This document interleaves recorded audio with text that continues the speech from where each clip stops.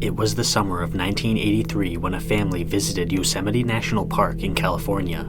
They were excited to immerse themselves in the beautiful scenery, and they never could have guessed what was really going to happen.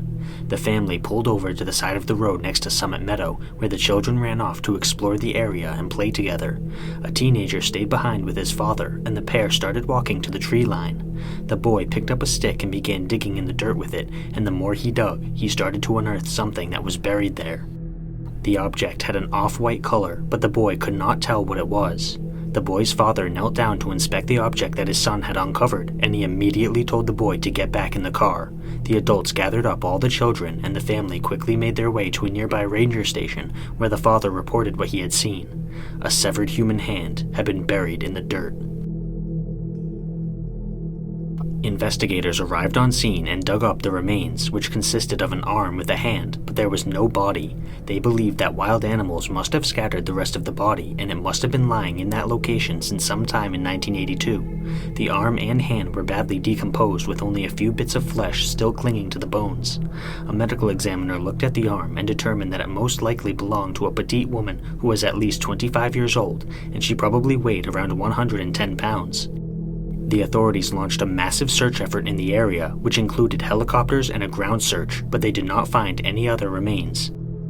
Two National Park criminal investigators named Don Colho and Kimberly Tucker were assigned to the case. They started searching for the woman's identity by combing through missing persons reports from Yosemite National Park, and they came across a promising candidate. 14-year-old Stacy Aras had gone missing in 1981 when she went on a 4-day mule riding trip with her father, along with 8 other participants. The first leg of this trip ended at Sunset High Sierra Camp, which is a campsite located at an elevation of 9,400 feet above sea level.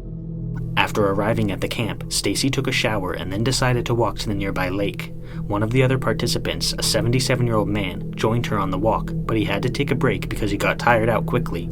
Stacy continued without him, and she was never seen again. While Stacy initially seemed like a viable candidate to be the Summit Meadow Jane Doe, the authorities soon ruled her out. Among other things, Stacy's age did not match the age of Jane Doe. They were back to square one with very little evidence to work with. However, in 1984, rumors began circulating about a serial killer who had recently been arrested in Texas, and he had confessed to murdering people all over the country, including in California. That man was Henry Lee Lucas.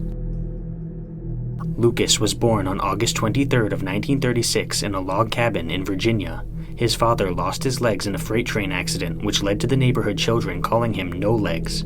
Lucas's mother was very abusive. At one point, she beat him so badly with a wooden plank that he spent 3 days in a coma. When Lucas was 10, one of his brothers stabbed him in the eye with a knife, and the wound became infected, but his mother refused to seek medical care. A teacher eventually smacked Lucas in the face with a metal ruler, which caused his eye to burst. After this, the remainder of the eye had to be surgically removed and then replaced with a glass eye. However, the abuse was more than physical. Lucas's mother was a sex worker, and she forced her son to watch her have sex with clients. If he turned away, she would beat him until he turned back around. She eventually started to dress him in women's clothing, and she even pimped him out to clients. All of this inhumane treatment caused Lucas to develop an intense hatred for women, and at one point he stated that he wanted to slaughter every single woman in the world. Lucas was eventually arrested, and he started confessing to countless murders. Not just a handful, not even a dozen. He literally confessed to hundreds of murders. He led the authorities to various crime scenes around the country, which confirmed that he had been involved in numerous slayings. When the Summit Meadow Jane Doe investigators heard about all this, they were desperate to speak with Lucas. They scheduled a meeting, and Lucas was brought to Don and Kimberly. Lucas confessed to strangling Jane Doe and leaving her body in Yosemite National Park, but that was the only information he gave them. Before long, a journalist started to notice some gaps in the accounts that Lucas was giving. He would claim to have committed a murder in one state, then the very next day he would commit a murder on the other side of the country. It didn't make any logical sense, and it quickly became clear that Lucas was taking credit for numerous murders that he had not actually committed. He had been involved in several murders, but not the hundreds that he had claimed. Don and Kimberly flew to Texas in order to speak with Lucas one last time. His account of the murder started out vague, but then he said something that caught their attention. He claimed that after picking up a blonde hitchhiker, he took her to a clearing and had sex with her, then told her to leave. The woman said she wanted to stay a bit longer, and Lucas proceeded to strangle her to death. After she was dead, he looked up into the trees and noticed some yellow wooden signs nailed into the trees above him, and they all had numbers etched into them. This detail caught Don's attention because he knew that Yosemite National Park had signs nailed into trees to help guide skiers along the trails. There were several of these signs in Summit Meadow. They pressed Lucas for more information about his time with the hitchhiker, and he stated that they sat under a tree where they drank 4 cans of beer and ate fried chicken out of a tinfoil wrapper. He told them that if they found a spot with tinfoil, beer cans, a canteen, and a piece of fabric from the hitchhiker's jacket, then that was the crime scene. Don and Kimberly returned to Yosemite, eager to search the park for the location that Lucas had described. About 40 yards away from the spot where the arm had been found, one of the search team members discovered 4 empty Budweiser cans. However, the investigators knew that Budweiser was a popular beer and leaving trash in the park was common, so this wasn't quite a smoking gun. It was enough of a discovery to motivate them to keep searching, and later that day they found a crumpled piece of tinfoil with fried chicken remnants inside, a canteen, and a piece of green fabric. It was just like Lucas had promised.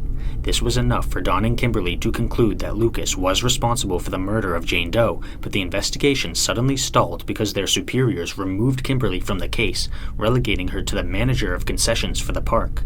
This decision was made because the park did not need so many investigators, but the Summit Meadow Jane Doe case suffered as a result. Don struggled to find any more information, and the case stagnated until 1988. A human skull was discovered across the street from the spot where Jane Doe's arm was found. The skull was a perfect match to the arm, meaning that it belonged to the same person. The authorities were able to put together a composite sketch of Jane Doe, and testing revealed that she may have been of Latin descent. The composite sketch, along with the clay bust, were made with dark hair and dark features. Despite this development, no new leads were discovered and the case stagnated once again. It didn't help that a series of murders were committed in Yosemite shortly after the discovery of the skull. Carrie Stainer murdered 3 women in the park, a case that I covered in a previous video. These fresh murders took people's minds off Jane Doe, relegating her case to a mostly forgotten horror story. When Carrie Stainer was arrested, the authorities speculated about his involvement in Jane Doe's murder, but no evidence was ever found to make this connection. Years started slipping by, and Kimberly's son, Cullen, took on the role of criminal investigator in the park. Cullen was in his boss's office one day when his boss pulled out a box that was labeled Summit Meadow. His boss explained that Kimberly had worked on the case back in her day, and he asked Cullen if he had any interest in taking up the case himself. Cullen agreed to renew the investigation, and he quickly got to work. The skull was sent to the National Center of Missing and Exploited Children, where a CT scan was performed and a new composite sketch was made. A DNA sample was sent to Parabon Nanolabs, where a DNA profile was created. Based on these findings, Jane Doe was not of Latin descent at all, and her features should not have been anywhere near as dark as the first composite sketch portrayed her. Jane Doe was actually a blonde white woman with blue eyes. This information alone was not enough to crack the case, but a new development in investigative technology soon arose. Genetic genealogy became a front-runner in the effort to solve cold cases, and Cullen was excited to apply this technology to the Summit Meadow Jane Doe. A genealogist was able to find a family tree for Jane Doe that went all the way back to the 1600s. Before long, they were able to narrow down this family tree to a single member, Patricia Hicks Dahlstrom. Cullen found several of Patricia's living family members, whom he called in order to speak about his discovery. At first, nobody answered his calls, but a woman eventually picked up. Cullen told her that he was an investigator who wanted to speak with her about Patricia Hicks, and the woman was shocked. She told him that Patty was her aunt who had been missing for over 40 years. Why had Patty gone missing? Well, she had left town with a cult. Patricia Marie Hicks was born on June 1st of 1954 in Spokane, Washington. She had 2 older siblings, Judith and Edwin, and she was particularly close with Edwin. Patricia was described as happy, bubbly, loud, and boisterous. She would cuss frequently as a child, which other kids found funny. When Patricia was 17 years old, her family received a letter from the United States Army about Edwin, who had enlisted. The letter informed them that Edwin had taken his own life. After she learned about this, Patricia's entire personality changed. She became withdrawn and very quiet, and she lost her boisterous love for life. Patricia had already been interested in spirituality, but after Edwin's death she fully immersed herself in spiritual books. When Patricia graduated high school in 1972, she was dating a boy named Ed Dahlstrom, and she married him soon after.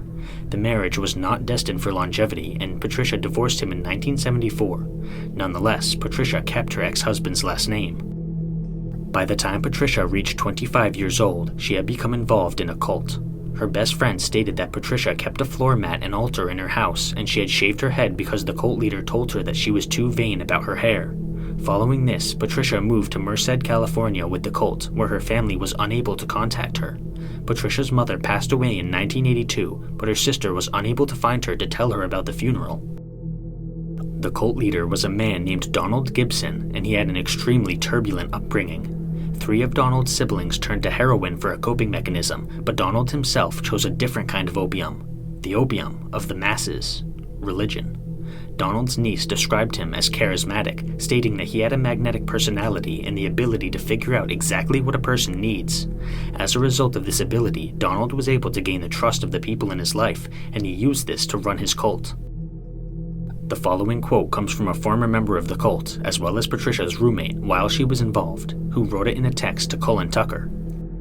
"I was emotionally ragged and raw. It has taken me many years to heal and gain insight into those years. I had to throw out most of what I believed and accepted to be true about myself, God, and my personal salvation. Finding some peace of heart and peace of mind has been a long, hard struggle. Donald brought Patty to Merced from Spokane, and I believe I met her in 1978. Donald asked me if I would take her in. I loved her from the first time I met her. I was raising 2 boys alone and working, had no social life, and it was nice having another woman in the house. I feel Patty was my saving grace. Patty was a young woman looking for a purpose in her life. I never understood how Donald could attract intelligent, beautiful women to follow him. I never could figure that one out. But Donald attracted young males with sex and drugs. I remember a lot of attractive young men, all with a glazed expression." Once the cult had become a solidified organization, Donald started taking it in a new direction. He forced his followers to give up their paychecks, enter arranged marriages, and perform sexual rituals in front of the group. In order to recruit new followers, Donald would often go to parks. One of his victims stated that he felt as if he were in a trance when he met Donald, who offered him LSD. After this, the boy lost consciousness and eventually woke up to find that Donald was essaying him. Donald told the boy that he, quote, needed his seed for religious purposes, end quote. This was not the only time that Donald did something like this, and a warrant for Donald's arrest was soon issued. He was finally arrested for several charges, including supplying drugs to minors, sodomy, and oral copulation of minors. One of the lead detectives on the case provided the following quote: "Until Donald was arrested and charged, I had no idea of the sexual abuse that was occurring on those young cult members. I was stunned when the charges were first read. I think my jaw dropped. I was surprised about a lot of things that I wasn't aware of. It was a shock, I know, to all of us. At the start of the trial, I personally came to believe that Donald Gibson had some power. I can understand why a young man would sense power in Gibson as I felt it. During the trial, we really got to look at how this cult operated and the amount of power that Mr. Gibson had over his followers. Some people described him as a predator. Other people described him as manipulative, that he's a person that could take advantage of people, and other people didn't really see him as a threat. Most of the people in the cult remained obedient to Gibson, but at points during the trial, he was very angry that their testimony was not stronger than it was. I think that Gibson was capable of killing someone that he felt had failed him, including Patty Dahlstrom. Donald Gibson was found guilty on 2 counts of oral copulation with minors and 2 counts of sodomy with minors, a total of 4 counts. After the jury found Gibson guilty, I requested that the court take him into custody, and that's what should have happened. But he was out of custody. I don't think Gibson was stupid. He was aware that he was soon going to go into custody. He figured it was time to vamoose. In addition, one of the spectators at the trial was Cary Stayner, the Yosemite serial killer. The Stayner family were friends with the Gibson family, and Cary was particularly close with Donald. Cary was also present when Patricia gave her testimony, meaning that he was aware of her existence as well as her involvement in the cult. Donald went on the run before his sentencing date, and he was never caught. After about a month, Patricia left California because she decided that there was nothing left for her there. She boarded a bus without telling her roommate where she was going. Somehow, she ended up dead in Summit Meadow. So, what happened to Patricia? Was she murdered by Henry Lee Lucas? Was the perpetrator actually Cary Stayner? Or was she silenced by her own cult leader, Donald Gibson? Many people believe that Lucas must have been the killer because he correctly identified the items found in Summit Meadow, but others lean toward Carrie because of the location of Patricia's murder. Summit Meadow was part of Carrie's hunting ground, making it very plausible that he was the killer. Yet more people think that Donald may have been responsible, possibly in revenge for Patricia's weak testimony. Someone who exercises that much control over other people would almost certainly have no problem disposing of someone. Unfortunately, we don't know the truth for certain, and it seems very likely that we never will. Hopefully that changes someday, but until then, all we can do is wonder what happened in Yosemite National Park over 40 years ago.